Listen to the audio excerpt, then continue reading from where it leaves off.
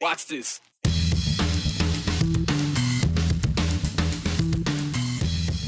A Northwest religious conference will not come back to Idaho, at least through the next year. We hear from United Methodist Church members on why they'll meet in Oregon instead. Same in name, but there's a change in identity for Garden City over the last several years. What does that mean for people who have been living there and their pocketbooks? We'll tell you. And speaking of people who live there, what's their official title?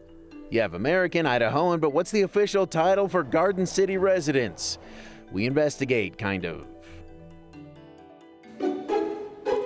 An annual religious conference previously held in Idaho will not return next year. Church leaders are pointing towards state laws and policies for why they are opting out. The Oregon-Idaho Conference of the United Methodist Church voted last month to keep it in Oregon for 2027.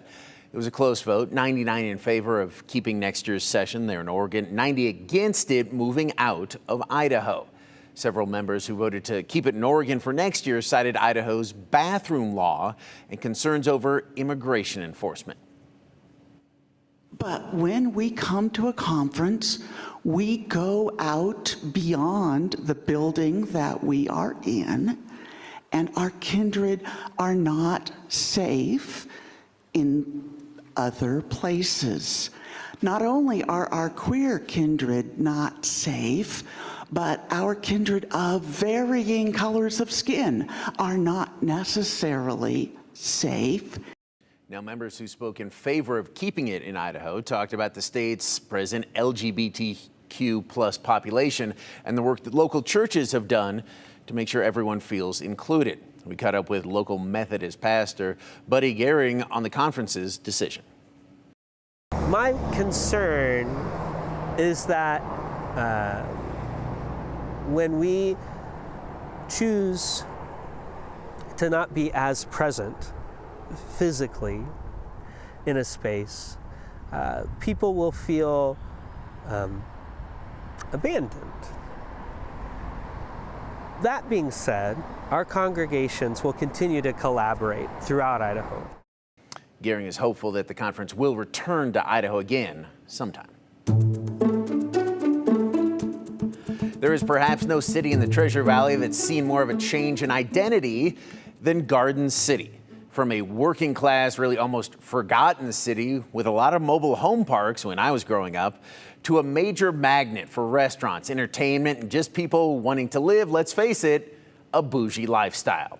While it's a great place to spend a fun night on the river, where does that leave the working class people who used to define this city right here? That was part of the conversation I had with the relatively new mayor of Garden City, Bill Jacobs, on the latest Viewpoint. Some people or maybe feel like they can't afford this anymore. They can't afford to be in Garden City anymore. They're being pushed out of your city. How can you guarantee that there's sort of a place for everybody there? You can't guarantee it, right? So we can't by code say that must be multi-income housing by code. And so, but we can encourage is that type of development. And, you know, when you do development, some people do get displaced.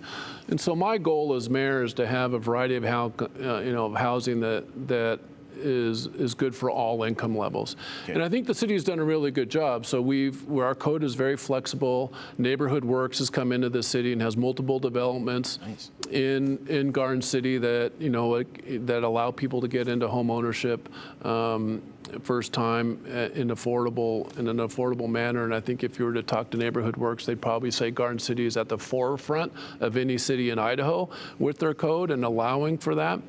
Right now, the land prices are making it expensive to do that, but it's not the city code. And so I think what I'd like to do is, because we're in the center of the valley, and really what we're going to do is going to be a housing environment, you know, for people, that we continue to look at our code to make it at least available to developers, and then encourage developers that focus on multi-income housing to come into the city. Now, we can't force them to do that, but what we can do is try to do everything as a city to make it easier for them to, you know, to build that type of housing. And my personal feeling is from a a healthy city perspective, we need to have a variety and a diversity, because I think it makes for a great city. And so, we recently applied for an opportunity zone, and if Governor Little honors us by selecting Garden City as one of the tracks, my message is how can we build a diversity of housing now that we have a potential engine to finance it.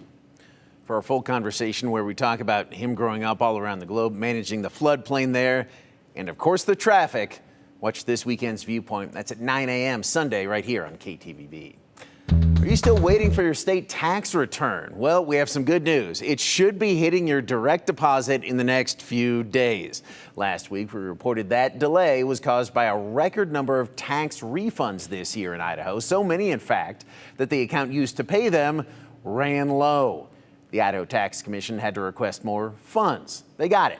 And we got an email last night from the Tax Commission saying it issued 965 refunds this week. Those included the returns that were filed on April 15th. If that's headed to your direct deposit now, should be there in 4 to 5 days. If you're getting a check, that's going to come in the mail in the next week to week and a half. If you still haven't gotten your return by then, call the Tax Commission call center. That number is 208-334-7660. They're going to help you get it all sorted out. Well, some changes could be on the way for Boise City Hall. The city is considering a $2 million remodel for the Planning and Development Services Department, which has a real backrooms vibe. A spokesperson for the city says the way the department is set up right now is for an older paper-based service model that doesn't really reflect the more digitized time that we live in. So that area is not as public-facing or as accessible as they say it should be. Those possible improvements include updating the lobby and permit intake areas, clearing up space so visitors are able to, figure out where they're supposed to go, and also improving self-service areas and customer support.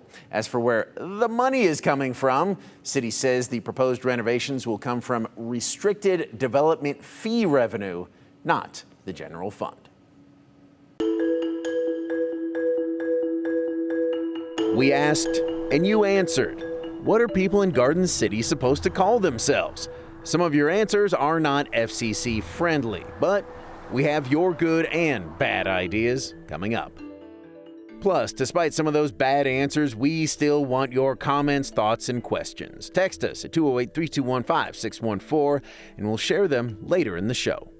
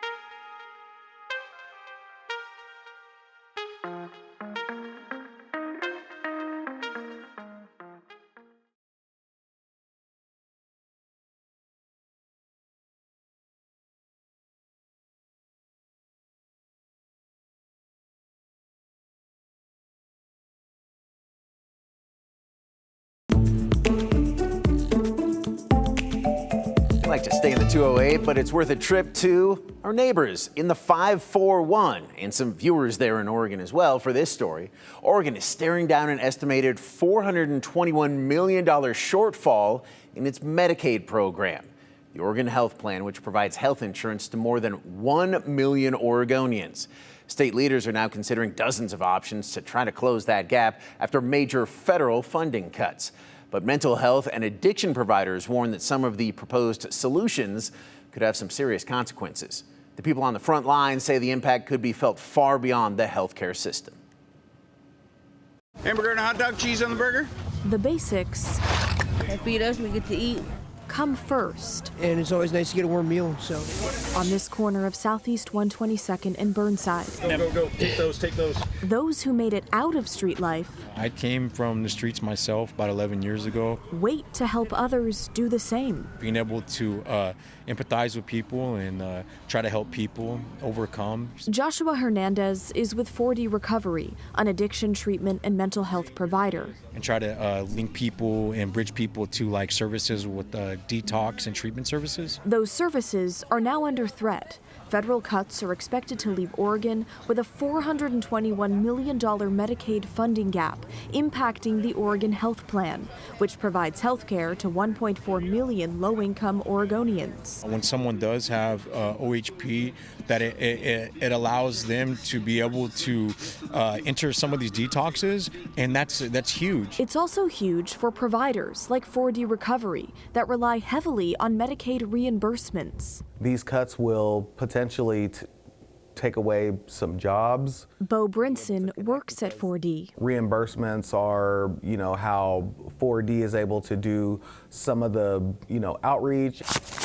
The governor created an advisory group to find ways to close the looming funding gap. They came up with more than 40 ideas, among them limiting benefits, delaying planned rate increases, and reducing provider payments, meaning fewer people insured and less money for providers. When cuts like these happen and decisions like these are made, those people do fall through the cracks, and then there are overdoses, and it's just devastating. Another concern, cuts to peer mentors. Peers are really doing a lot of the boots on the ground work, helping to save lives. We do this work every day. Because addiction doesn't have a timeline. It just doesn't happen overnight. It takes time and it takes support. It took me 8 times, and if it was on this last time, and if my coverage didn't cover, then who knows where I'd be. Governor Tina Kotek calls the president and Congress out of touch when it comes to cuts in Medicaid, adding in a statement, quote, "We shouldn't be in this situation. My goal in convening the advisory group was to gather options to keep as many people insured with the best level of care possible," end quote. Now to the 411 on the 208, crews are staying busy after yesterday's storms sparked multiple fires. Look at these pictures right here. Largest of these fires is the Baja Fire. It's burning 174 acres. Fire crews were able to respond quickly, though, and contain this thing by 10 o'clock last night. Lightning also sparked a few smaller fires, including the 10 Plume Fire, 10 Fire, and the Ditto Fire. 10 Fire burned just a singular acre. The Ditto Fire burned 8 acres. A blank wall in downtown Nampa is now transformed into a patriotic work of art. Look at this. City leaders unveiled the mural today outside H&M Meats on 14th Avenue South. The mural highlights what makes Nampa unique, including agriculture, family, faith, military service, the Snake River Stampede, and so much more. I think the main thing is I want them to just, whenever they are drive by, walk by, bicycle by, that they just remember the blessings that we have in this country, for the freedoms that we have, and also the blessings that Nampa is a place where we have memories of our wonderful Constitution. Thanks to Mayor Darrell Bruner there. Local leaders say they hope it serves as a lasting tribute to both the community and America's 250th birthday. If you enjoy running and want to support a great cause, the city of Star is having their second annual Patriot Run 5K tomorrow. It's all happening at the Freedom Park. Crews were already setting up this morning. This is more than just a run. All proceeds benefit the Warhawk Air Museum. Kids 5 to 14 are $30, adults are $35, and that is the 411 on the 208. It's now time for the news sensation that's sweeping the nation. How do you say it? And here's your host, me. We are asking weekly what people are called from different cities in our area. People from Boise are Boiseans. People from Nampa are not called Nampons. And beyond that, we really don't know. We asked you to text in your ideas yesterday for this week's question, what are people from Garden City called? We only had to censor one of these, so here they are. All right, we start with gardeners. Simple, not bad, but not specific. City gardeners, better, but for what city? Gardenites, sounds like a cult. Guardians of the Greenbelt, one of my favorites, but the Greenbelt runs through like 4 different cities. So that's a lot of them for Garden City to claim the whole Greenbelt. And garden hose. You were clearly talking about the gardening tools. I don't know why some of you are laughing. All right, on to the next batch here. Garden gnomes. Sounds like a Pixar movie I do not have the rights to. Garden Cityites, you're not trying hard enough. Gardidians Sittites, you're trying too hard. Garden, can't say that on air. As we've already talked about, it's a gorgeous city with a great nightlife, and I reserve this description for the Tri-Cities. And if you have a problem with that, Tri-Cities, come at me, bro. My name is Hunter Funk, and my email address is readily available. And finally, just cool, which is nice, but I feel like we're no closer to finding the real answer. So I went straight to the guy who should know, the mayor of Garden City, Bill Jacobs. Boiseans is the only one I know of all the cities in the area. I mean, I've never heard of an Eagle Light or a Meridian Light or a Kuna Light. So we just, like I said, we like to say we living in GC. So people refer to we living in GC. So where are you from? We're from the GC, right? And so that's what people say. Yeah, sounds pretty hip too. And I like Fantastic. it. And people like to say that they live in Garden City, and it's no diss to Boise, but I think, you know, years ago, if you asked them, they'd say they live in Boise. Now they say they live in Garden City, which is exactly what we want. So while this does sound cool, living in the GC, again, there's no real answer. Call yourselves whatever you want, I guess. Just don't call yourself late to that bougie wine tasting, am I right, Garden City?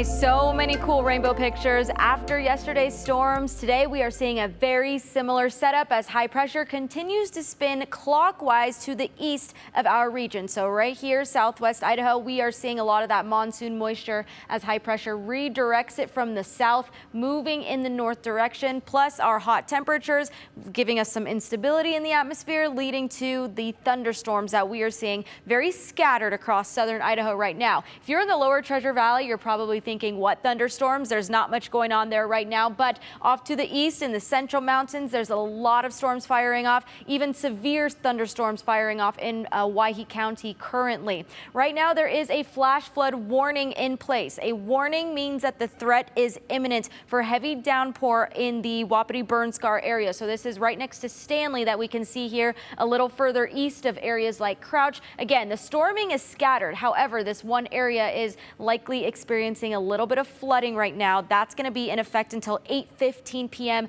tonight. Further south is where we see that severe thunderstorm that is happening right now, firing off 155 strikes of lightning in this one box in real time, or at least within the last 5 minutes or so.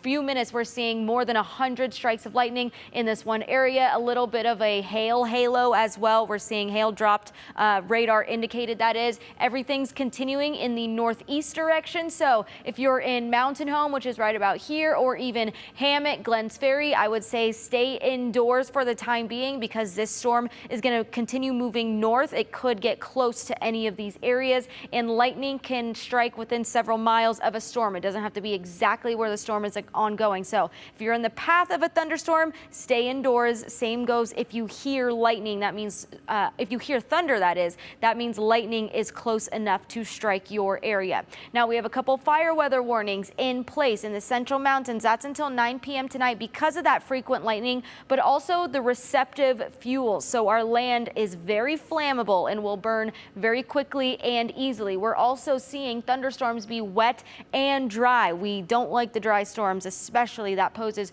more of a risk. On the other hand, in eastern Oregon, a little bit of a different story. There is an air quality advisory in place in eastern Oregon because they have a multitude of wildfires burning across the state. That is lowering air levels. That's going to be in place until Monday. So just something else to note that we will see starting this weekend. But for right now, we're still seeing our atmosphere mixed up quite a bit because of all of these thunderstorms and showers that are moving through the region. We could still see them continue for a couple more hours. And although the main part of the Treasure Valley hasn't seen much yet, doesn't mean it's exempt for the rest of this evening. Now, by sunset tonight, we start to see the actions shift further east. So this is 9:20 p.m. According to Futurecast, everything is east of the Western Magic Valley at this point. Again, not a guarantee, but it seems as the sun starts to go down, our conditions mellow out. We are then leading to a much quieter weekend. There was a flash flood warning in place for the central mountains that has pretty much expired at this point, but as we know, there's a small pocket of flash flooding ongoing currently. The weekend looks much drier for Boise. However, we will see that wildfire smoke come in from Oregon, so could be a little bit hazy tomorrow to kick off your weekend. Hot temperatures stick around for the week, but it's after 5:20, so let's go ahead and look at some traffic outside. Flying wide, currently pretty empty. It seems like the commuters are mostly home at this point as I-84 westbound is mostly in the clear. A little bit of a slowdown right around Nampa or so, where the traffic is moving at less than full speed, but really nothing concerning if you're taking the interstate east or west in the next couple hours. I think you're in the clear. There is a couple games going on tonight, so roads may be busier later, but for the time being, not too much traffic out there.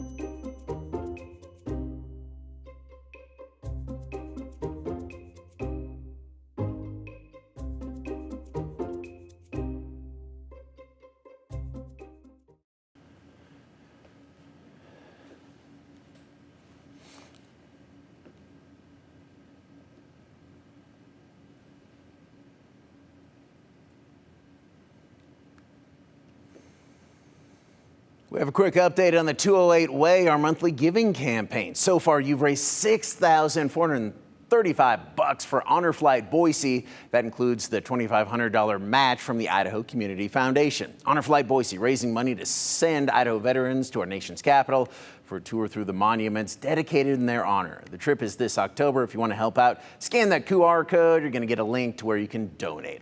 All right, let's talk about your comments. You had a couple of people correcting us that, well, you were talking, we accidentally called tax refunds tax returns. My bad as Hunter Funk. Please send all complaints directly to me, hfunk@ktvb.com. Then there's this, I know I missed the likely time for Nampa names. Friends used to call them Nampomaniacs. All right, yes, I think I understand what you're talking about there. Garden citizens, why didn't I think of this? Much better than what people from Idaho Falls are being called. Idaho Felonians? Yeah, that's not very good. And perhaps the dwellers of Garden City should be considered Chindonians after the main drag of the town. It's actually a good idea.